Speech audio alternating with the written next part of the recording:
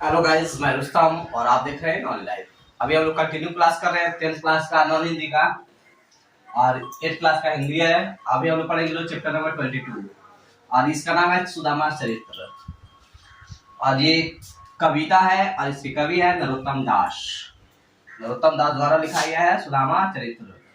और यह कृष्ण और सुदामा के दोस्ती का वर्णन किया गया है। इसमें उनकी बचपन की मित्रता का वर्णन किया गया है, जिसमें कृष्ण द्वारकाधीश है या द्वारका का राजा है और सुदामा एक गरीब पंडित ब्राह्मण है। इस कविता का उद्देश्य पढ़ते हैं। सुदामा और कृष्ण बाल सखा थे, यानी बचपन के दोस्त थे। सुदामा अति दीन थे, यानी बहुत ही गरीब थे। भिक्षा मांगकर भोजन करते थे और हरि भजन में लीन रहते थे। उनकी पत्नी को अपनी दरिद्रता पर बड़ा क्षोभ होता था। उनकी पत्नी जो थी कहती थी, हम लोग की गरीबी है, इसमें बहुत ही दुख है। उन्होंने दरिद्रता दूर कराने के लिए सुदामा को द्वारकाधीश श्री कृष्ण के पास जाने को विवश कर दिया।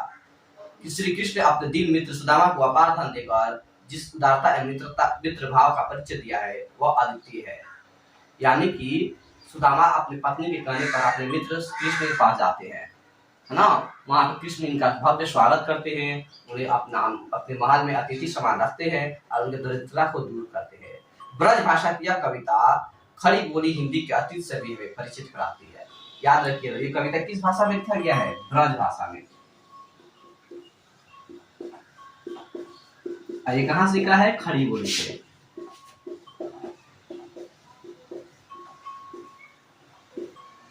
यानी खड़ी बोली के ब्रज भाषा से ये कविता लिखा गया है। ठीक है, नरोत्तम दास द्वारा लिखा गया है। हम पढ़ते हैं। शीश पगाना जगा तन में प्रभु जाने को आही बसे कही ग्रामा, धोती पटी सी लुटी दुपटी अरु पाए उपनख की नहीं सामा, द्वार खड़ो दीर्जु दुर्बल देखी रहियो चकी वसुधा अभिरामा, पूछत दीन दयाल तो को दामू बतावत अपनो नाम सुदामा। यानी कि सुदामा कृष्ण के महल के दरवाजे पर चले गए हैं। वो अंदर जाने की जिद करते हैं, परंतु द्वारपाल अंदर जाने नहीं देते हैं। वे कहते हैं कि मैं कृष्ण का मित्र हूँ। तब वह हंसी मजाक उड़ाते हैं, इतना गरीब आदमी एक राजा का दोस्त कैसे हो सकता है। परंतु अंत में एक द्वारपाल हार पांच कर अंदर कृष्ण के पास जाता है और एक लाइन सुनाता है। कहता है कि प्रभु यानी श्री कृष्ण, दरवाजे पे एक आदमी आया है जिसके सर पे ना पगड़ी है न तन में कुर्ता है। पता नहीं किस गांव से आया है, धोती फटी हुई है, पैर में चप्पल तक नहीं है, द्वार पे खड़ा है और चारों तरफ देख रहा है और नाम पूछने पर अपने को अपना नाम सुदामा बताता है। फिर आगे लिखा है, बोलियो द्वारपालक सुदामा नाम पांडे सुनी, छाड़े राजकाज ऐसे जी की गति जाने को, द्वारका के नाथ हाथ जोड़ी धाए गहरे पाए, पेटी भरी अंक लपटाए दुख साने को, नैनो दो जल भरी पूछत कुशल हरि, विप्रो बोलियो विद्या में मोहि पहचाने को, जैसी तुम करे तैसी करे को दाया के सिंधु, ऐसी प्रीति दिन बंधु दिनन से भाने को। अरे जैसे ही श्री कृष्ण ने सुदामा नाम सुना, वो सारे राजकाज को छोड़ करके नंगे पांव महल से दौड़ते हुए दरवाजे पे आते हैं। अपने दोस्त को देख करके गले लगा लेते हैं। सुदामा को गले लगा करके आंख लिपटा करके पूछते हैं, अब उनका कुशल मंगल, आप कैसे हैं, है ना। सुदामा ये देख करके और आंखों में आंसू लेकर रोने लगते हैं। कहते, धन्य है मित्र, जो इस गरीब दशा में भी तुमने मुझे पहचान लिया, मुझे इतना इज्जत दिया। ऐसे बिहाल बिवाइन सो पर कंटक जाल लगे पुन्नी जोए, हाय महादुख पायो सखा तुम आए इत्ते ना कितने दिन खोए। देखिए सुदामा की दीन दशा, करुणा करुणा रिधि करुणा निधि रोए, पति परात को हाथ छुओ नाही, नैनन के जल से पग धोए।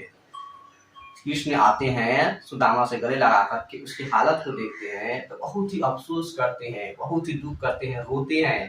कहते, हाय सखा, तुम इतना दिन से कहाँ थे, तुम इतना दिन इतना गरीबी में क्यों गुजारे। वह सुदामा की दीन दशा को देख करके इतना रोते हैं कि वह बिना खड़ा को यानी बिना पानी को छुए हुए अपने अश्रु से अपने आंसू से अपने दोस्त के पैर को धो देते हैं।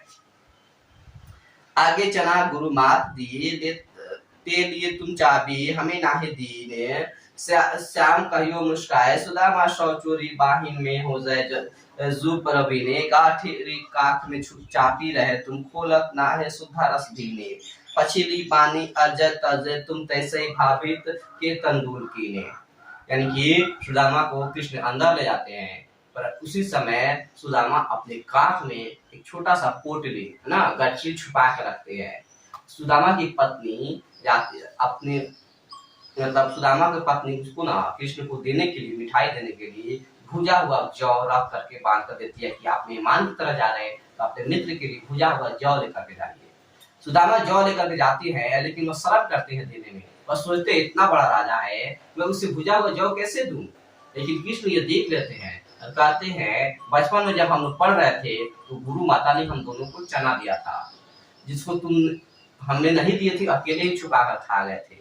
आज फिर से भाभी जी ने मेरे लिए कुछ दिया है, उपहार दिया है, मगर तुम उसे छुपा रहे हो, मुझे क्यों नहीं देते हो। गुसाई राज समाज बने गजीबाजी घने मन संभ्रम छायो कंधो परयो कहु मारक होली के कह अब फेर द्वारका आयो भवन बिलो की बेक मन लूचत सूचत थे सब गांव समझायो पूछत पाड़े फिर पाड़े पंडित सबसों पर झुपड़ी को कहु खोज न पायो। यह सुदामा कृष्ण के पास कुछ दिन गुजारते हैं, अच्छे अच्छे खाना खाते हैं, वस्त्र पहनते हैं और फिर अपने घर को लौटने के लिए चलते हैं। और घर से लौटते हैं तो वह आते हैं तो उनका गांव मिलता ही नहीं। पूरा गांव जो गरीबी में था वो अमीरी में बदल चुका है। उन्हें लग रहा है कि मैं रास्ता भटक करके फिर द्वारिका में आ गया हूँ, लेकिन ऐसा नहीं था।